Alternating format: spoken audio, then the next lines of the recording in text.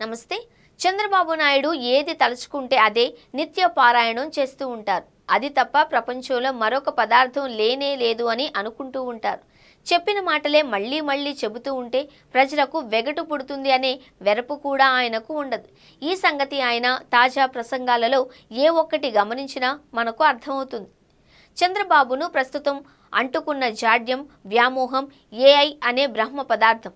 ప్రపంచంలో మారుమూల కుగ్రామం దగ్గర నుంచి ఏ అంతర్జాతీయ వేదిక మీద మాట్లాడాల్సి వచ్చినా సరే చంద్రబాబు నాయుడు ఏఐ ప్రస్తావన లేకుండా తన ప్రసంగాన్ని పూర్తి చేయరు. ఏఐ టెక్నాలజీ ద్వారా రాష్ట్రాన్ని రూపురేఖలు మార్చేస్తాను అని ప్రజల్లో ఎవరికీ అర్థం కాని మాయమాటలను ఆయన వల్లే వేస్తూ ఉంటారు. అయితే తాజాగా ఇన్ఫోసిస్ సహ వ్యవస్థాపకుడు నారాయణమూర్తి చేసిన వ్యాఖ్యలు చంద్రబాబు నాయుడు ఏఐ గురించి మాట్లాడే అతిశయమైన మాటలను ఎద్దేవా చేస్తున్నట్లుగా ఉంది. మన దేశంలో కృత్రిమ మేధ ఏఐ గురించి మాట్లాడడం అనేది ఒక ఫ్యాషన్ అయిపోయింది అని నారాయణమూర్తి ఎద్దేవా చేశారు. ప్రస్తుతం తాను చూస్తున్న కృత్రిమ మేధ సాంకేతికతలు చాలా వరకు పాత ప్రోగ్రాంలేనని ఆయన వ్యాఖ్యానించారు. కృత్రిమ మేధ సాంకేతికతను ఆదాయ వృద్ధికి ఎలా వినియోగించాలో ఆలోచించాలి అని ఆయన హితవు చెప్పారు. దాని అర్థం ఆ పదాల గారడీతో గప్పాలు కొట్టకుండా ప్రభుత్వాలు క్రియాశీలకంగా వ్యవహరించాలి అనేదే ఆయన సూచన. అయితే చంద్రబాబు నాయుడు చేస్తున్న కృత్రిమ మేధ సాంకేతికత పారాయణం పూర్తిగా ఆ ముసుగులో ఎలాంటి కొత్త కాంట్రాక్టులను, కొత్త దందాలను తన అనుకూల సంస్థలకు కేటాయించవచ్చు అనే దిశగానే నడుస్తోంది అనేది పలువురి అభిప్రాయం.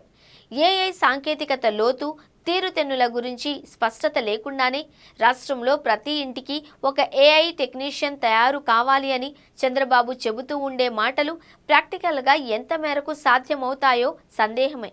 లేదా ఏఐ శిక్షణల పేరిట వందల వేల కోట్ల రూపాయలు తగలేసి ఇంటింటికి అది నేర్పేశామని ప్రకటించేసి చంద్రబాబు అక్కడితో చేతులు దులుపుకుంటారు అనే భయం కూడా పలువురిలో ఉంది. భారతీయ ఐటీ ప్రపంచంలో సాంకేతికత దిగ్గజమైన ఇన్ఫోసిస్ నారాయణమూర్తి స్వయంగా చేసిన వ్యాఖ్యలు కృత్రిమ మేధ సాంకేతికత పట్ల చంద్రబాబు అనుచిత వ్యామోహాన్ని నిలదీస్తున్నట్లుగానే ఉన్నాయి. అయితే చంద్రబాబు హితవాక్యాలను చెవిని వేసుకోరు కనుక ఈ కృత్రిమ మేధ అనే మాయా ప్రస్థానం ఎంత దూరం సాగుతుందో వేచి చూడాలి. ఈ 5 ఏళ్లు మీ తొలి ప్రాధాన్యాలు ఏంటి అని అడిగితే ఐటీ టు ఏఐ అంటూ అభివర్ణించుకుంటూ పేద ప్రజల బాగోగులను మొక్కుబడిగా దానికి ముడిపెట్టి మాట్లాడే చంద్రబాబు వైఖరి ఇన్ఫోసిస్ మూర్తి మాటలతోనైనా మారుతుందేమో చూడాలి.